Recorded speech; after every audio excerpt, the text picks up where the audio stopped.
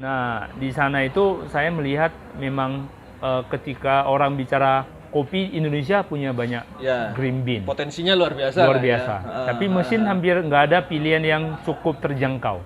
Benar. Nah, dari sana saya beranikan untuk membuat sebuah mesin yang terjangkau harganya.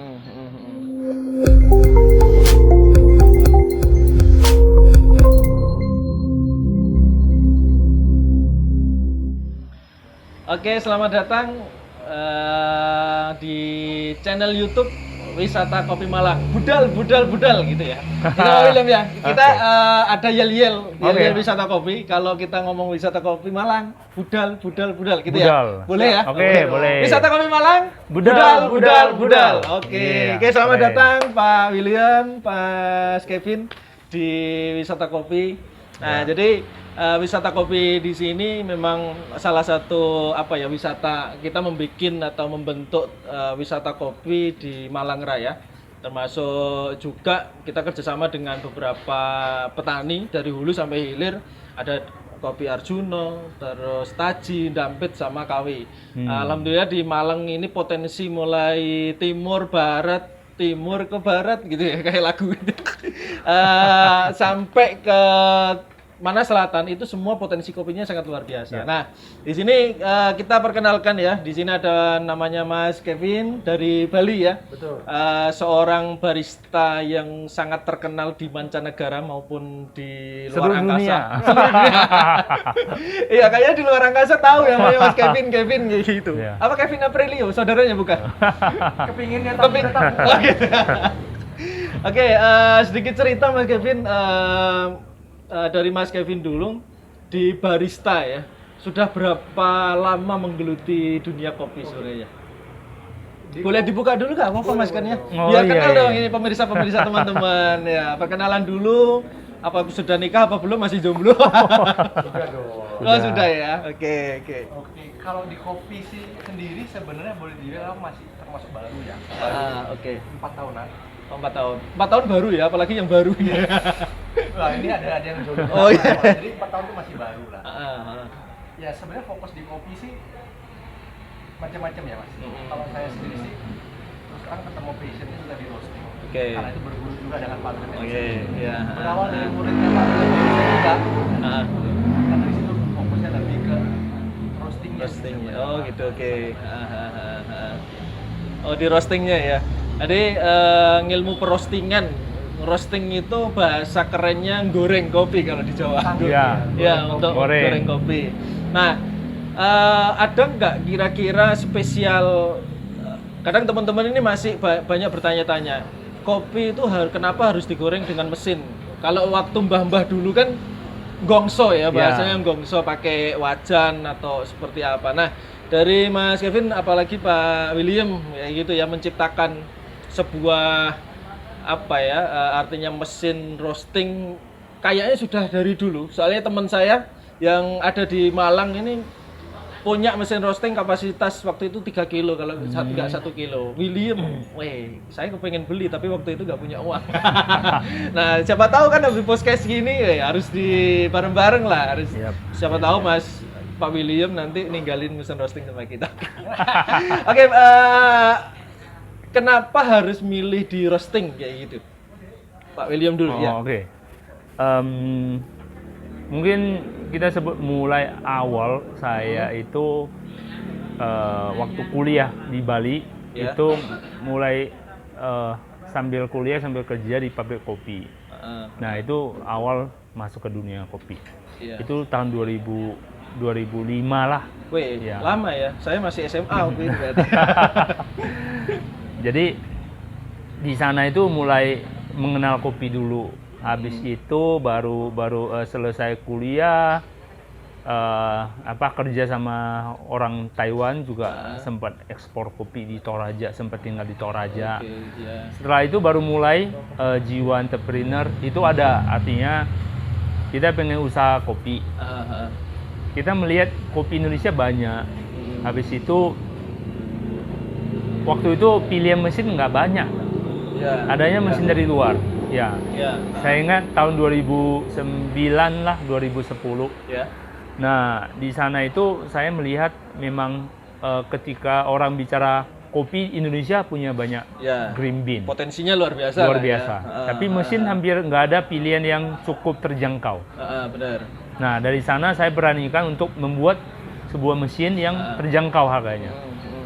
Terjangkau, bisa dibeli sama mungkin UMKM, mungkin petani untuk memulai usaha. Nah, dari sana 2010 saya mulai produksi mesin kapasitas 1 kilo dengan tipe yang cukup disambut hangat W600. W600, oke. Ya, betul.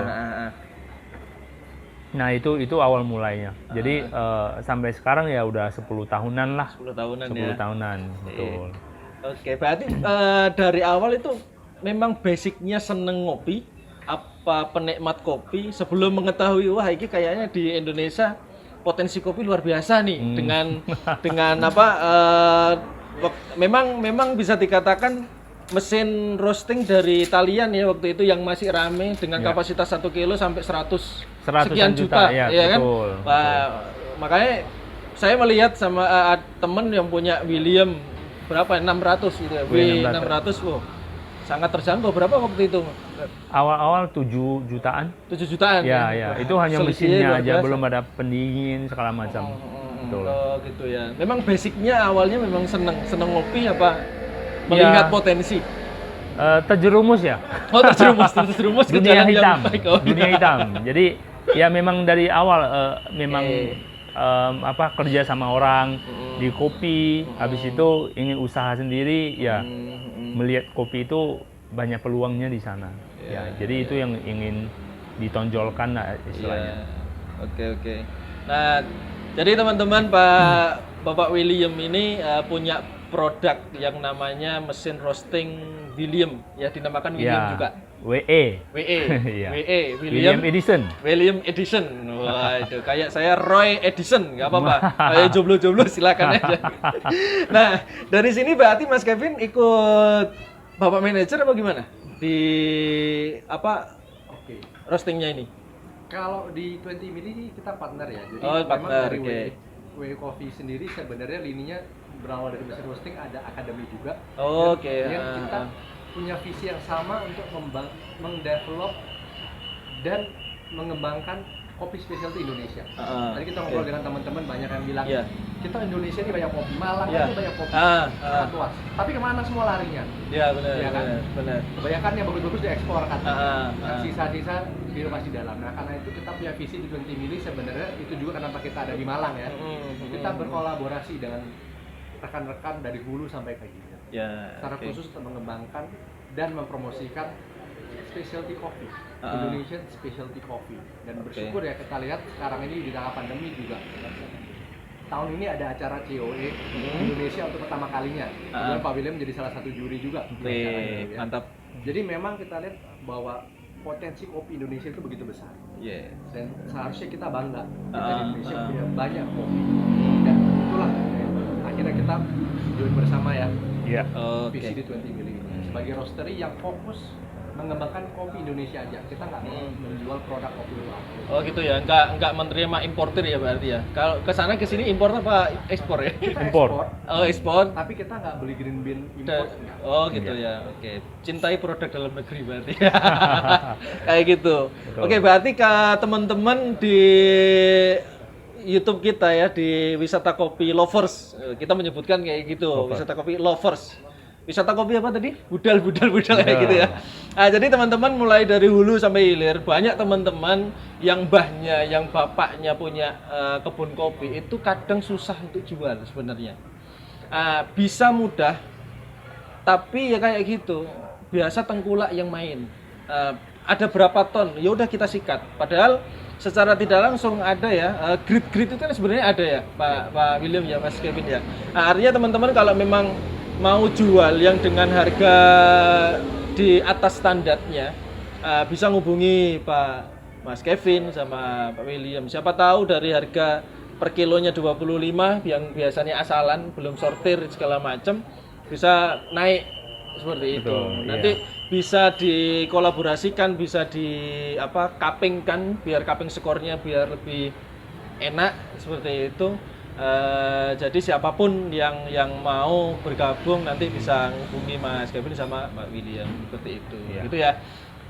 Jadi berarti sampai sekarang pun masih di roastingnya ya.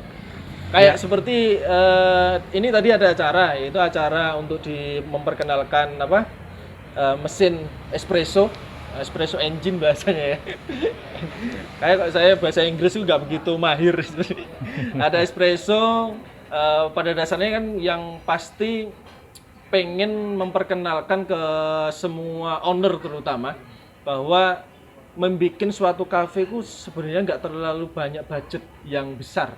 Seperti itu ya, bener ya? Kenapa seperti itu? Mas Kevin. Ya, sebenarnya visi kita sih kebetulan kita ada menemukan salah satu mesin yang cukup baik ya, namanya Labasta, yang menurut kami bisa memberikan alternatif dan juga solusi bagi teman-teman para pengusaha coffee shop. Seperti tadi kita lihat salah satu problem yang utama yang ada itu apa? Kopi kita itu seringkali dihargai sangat rendah. Tapi kopi luar kita berani beli. Yang kedua juga buat teman-teman yang memulai usaha coffee shop itu tentu membutuhkan modal yang seringkali tidak sedikit juga. Padahal seringkali investasi kita tuh harus kita bagi nih antara investasi di peralatan, investasi membangun produk, research and development, dan juga investasi membangun brand dan marketing. Benar. Nah, karena itu sebenarnya tergantung lagi target market coffee shop seperti apa yang dituju. Segmentasinya Betul, lah ya. segmentasi mana yang dituju. Nah, kita melihat memang ada beberapa segmen utama itu sebenarnya bisa dijawab dengan adanya mesin Labasta ini. Sehingga karena apa? Itu tadi kita sudah coba ya. Pengoperasiannya itu sangat praktis. Jadi sebagai cost nggak perlu nemper kayak gitu ya, semua udah otomatis. Untuk steamernya pun juga bisa menghasilkan foam yang cukup bagus ya.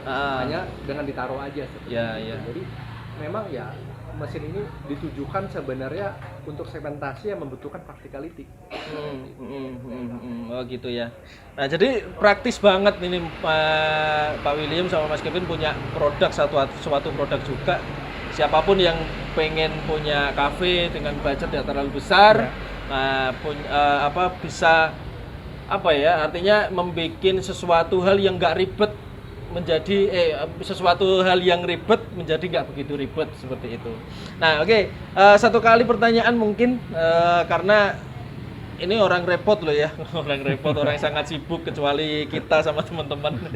Nah, jadi satu kali pertanyaan, Pak William ini kan sudah sangat mahir di roasting ya, apalagi punya produk mesin roasting yang memang benar-benar sudah dikenal di masyarakat luas terutama di Nusantara. Apa mungkin sudah di mancanegara juga? Ya. Sudah ya?